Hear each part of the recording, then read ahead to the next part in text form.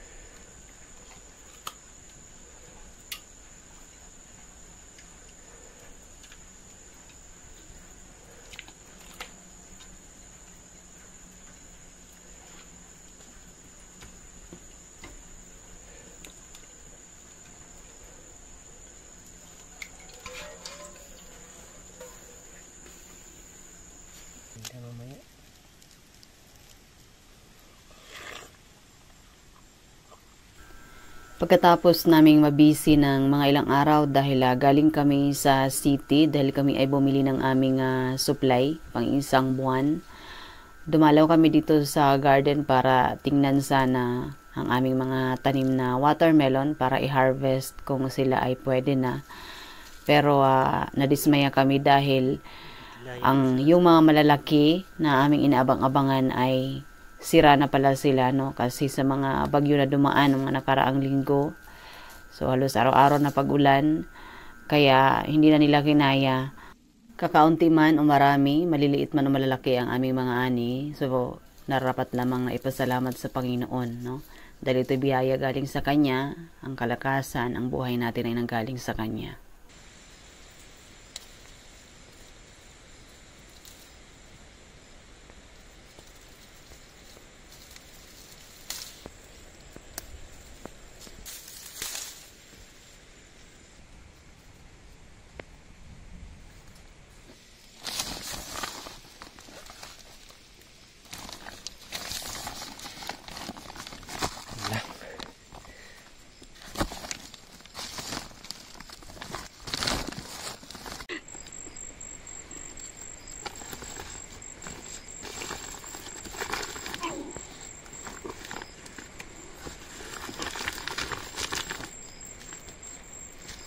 Ami.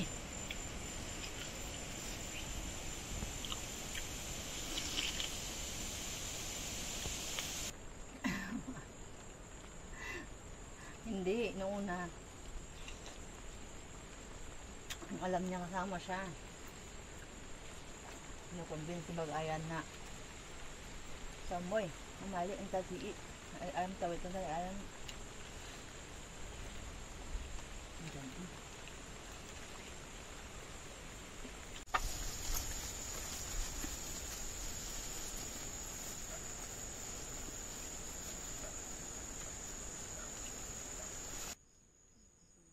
At kinabukasan ay duman ulit kami para manguha naman ng mais na aming idadagdag sa aming handa para sa aming patanim.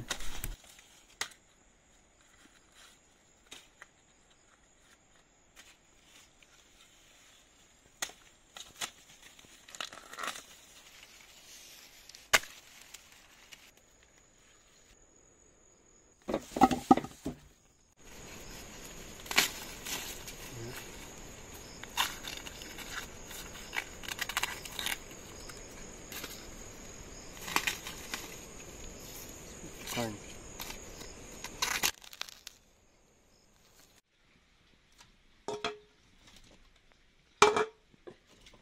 ti kahit Ang aming patanim ay kinabukasan pa, pero naghanda na kami bago yung araw na yon. Katulad nitong balat ng kalabaw na matigas, so kailangan ito siyang isa lang talaga para sa araw ng patanim ay hindi na kami maaligaga sa pagluluto.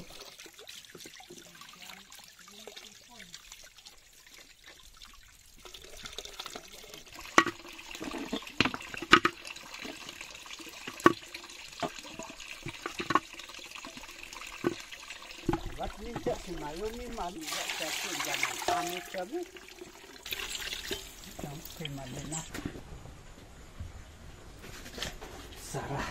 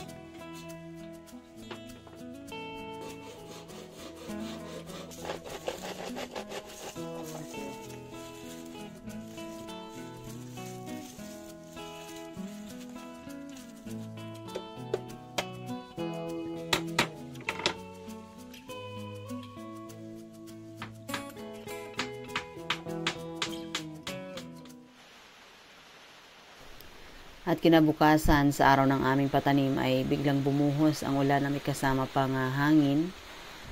Ang akala namin magkaroon na kami ng magandang araw sa aming pagtatanim.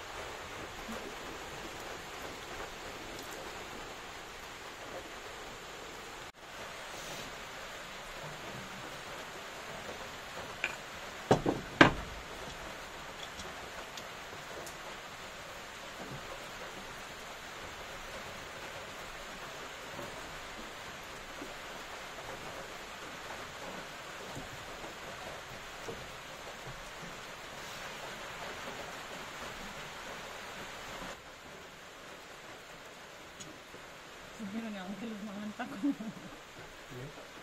Magkasabihin niya ang bilog mga antak.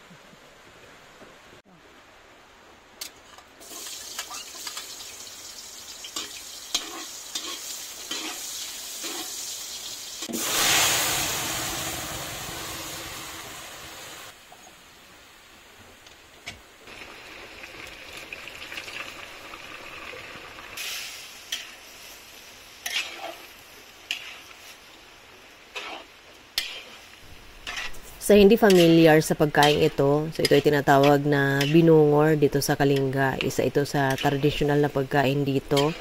So ito ay kanya-kanyang style lamang sa pagluto, pero ang main ingredients talaga nito ay kuhol at labong. So pwede mong sahugan o dagdagan ng mga kung ano-ano katulad ng balat ng kalabaw. So lalagyan din niya yan ng headless na tuyo. So depende na lamang sa iyo kung paano mo siya lutuin. So, pwede mo rin siyang gataan. Pwedeng lagyan mo ng bagoong. So, marami lang paraan sa pagluluto ng ganyan dito.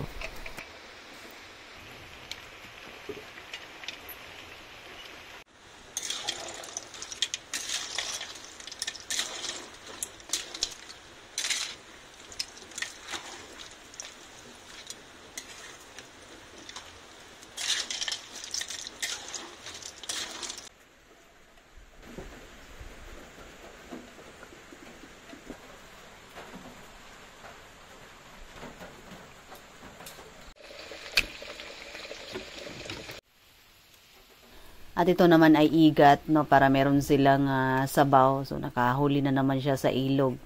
Panay gawa niya ng panghuli. So panay lagay din niya dun sa ilog. Kaya ayan, nakakuha na naman ng isa.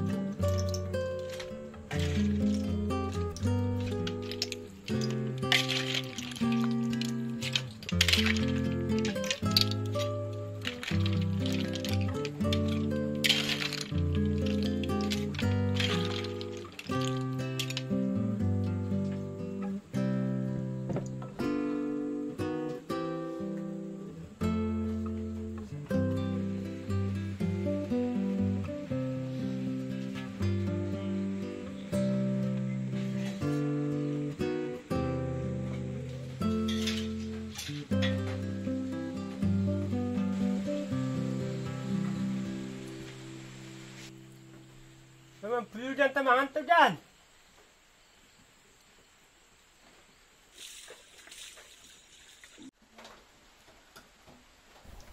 Itong aming hinandang pagkain ay marami na ito para sa kanilang tatlo. Konti lang kami ngayon. Gawa ng ang aming pinataniman ay yung isang side lamang ng aming palayan. Gawa ng yung isa, matambay muna. No? Titingnan muna namin kung ano yung pwede namin gawin. So, nagbabalak kasi kami na magawa ng fish pan sa kabilang side na yan. So, depende sa kalooban ng Panginoon.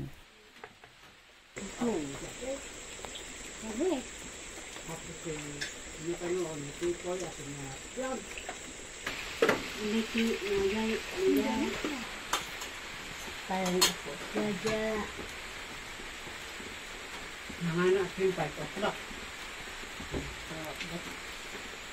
Kaya, jangan paan. Tidak ilat ka. Cicing-cik na ami.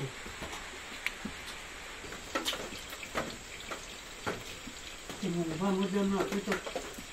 Matito.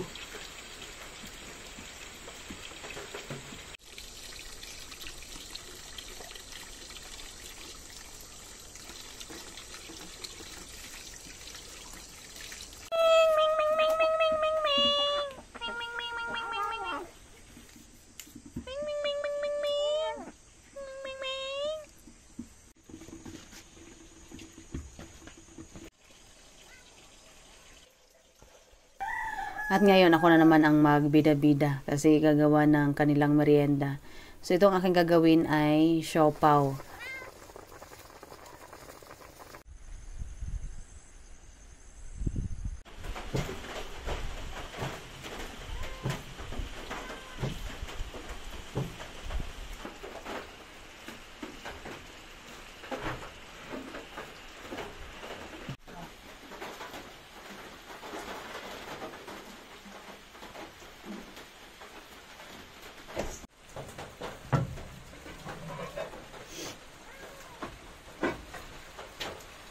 Sinungoy na tsaka silo. At ang aming ipapaulam sa kanila ay ang walang katapusang sayote. Siyempre may kasamang manok yan. So dito kasi pinagpala talaga kami sa sayote. So kapag naubusan kami ng mga supply, nandyan naman ang sayote sa aming paligid. So ang gagawing pinaka-feeling ng siopaw ay manok. So manok at carrots, paghaluin namin yan.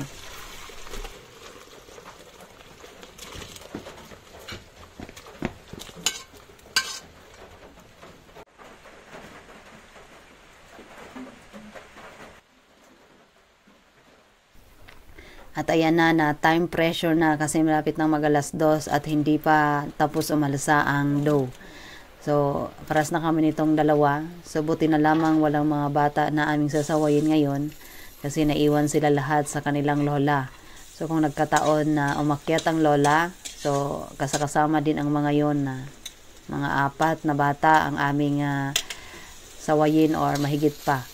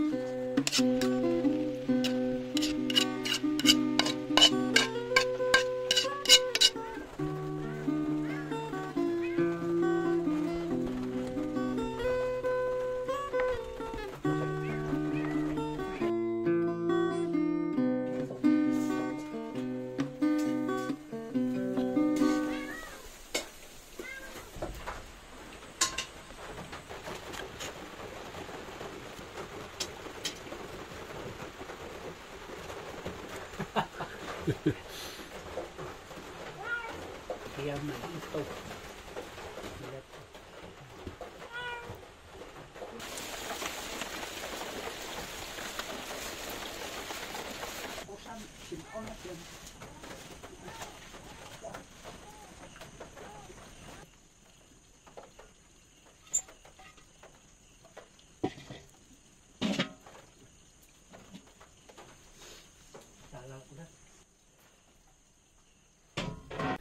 At sa puntong ito, lagpas na 2:00 at hindi pa rin kami nakakaluto. Kaya yung una kong napalamanan ay inuna na namin lutuin para makakain na sila.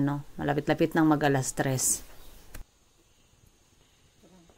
At itong takip na aming ginamit ay hindi siya close na close at meron pang butas. Kaya nakakapasok yung usok sa loob. Pati yung alikabok ng kahoy, pati yung mga abo-abo. Kaya nung aming silipin ay iba yung kanyang kulay, So, hindi siya yung puting-puti. Pero, luto naman na siya. So, walang choice kundi amin na tong i-serve, no? So, tinikman ni Mister, masarap naman. Hindi naman siya lasang usok. At kinamay na rin niya, no? Sa pagmamadali. So, mainit pa naman yan, kaya siguradong patay ang germs niyan. So, nagugas naman siya ng kamay.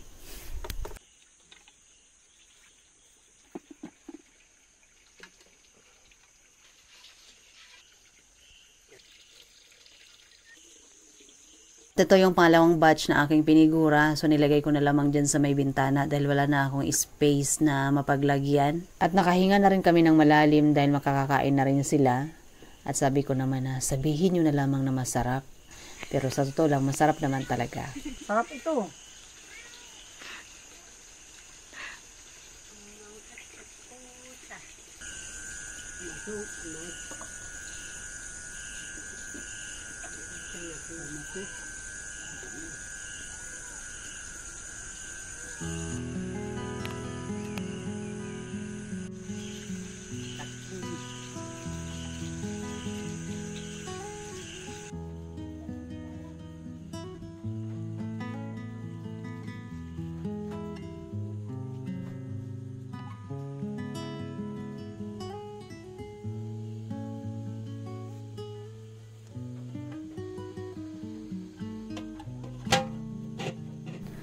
At kami naghanap ng ibang takip para siguradong maganda yung kanyang pagkaluto.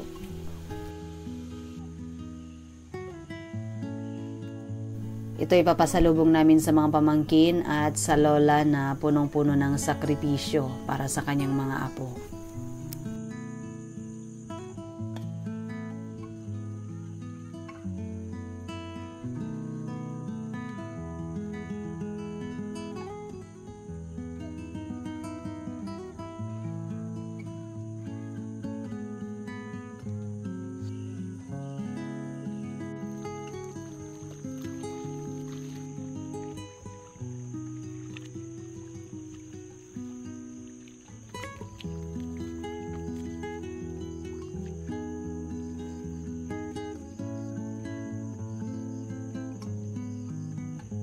Maraming salamat po sa inyong panonood. Ang lahat ng papuri ay sa Panginoon.